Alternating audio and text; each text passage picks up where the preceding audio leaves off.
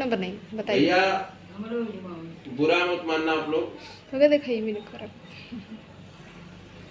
एक छोटा सा 2 लाइन का गीत है, अगर अच्छा लगेगा तो लाइक करना, सब्सक्राइब करना और शेयर करना। ये होली में मोदी स्पेशल सॉन्ग है, इसको आप लोग सुनिए गौर से, और मेरी राय से कितने लोग सहमत हैं जरूर कमेंट कीजिए। अरे मोदी चाचा हो मोदी चाचा, तुहर मती बुलाइल बा।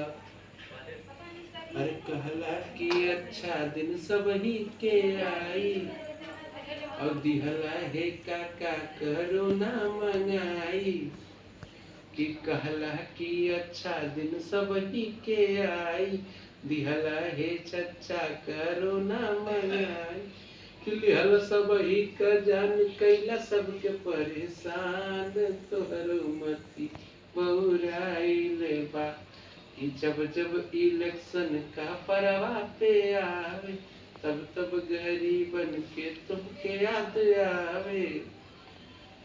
कह मरे किसान देखा मरे जवान, तोहर मती पगलाइल बा।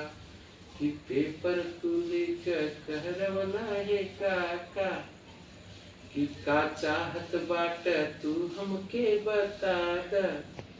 कह पेपर तू लीक करवला है काका, का चाहत बाट तू जनता के बता दा। कहे हिटलर शाही का ना चली राज, हिटलर शाही का ना चली राज। तोहर मती बहुराइल बा, तोहर मती बहुराइल बा चचा, तोहर मती बहुराइल बा।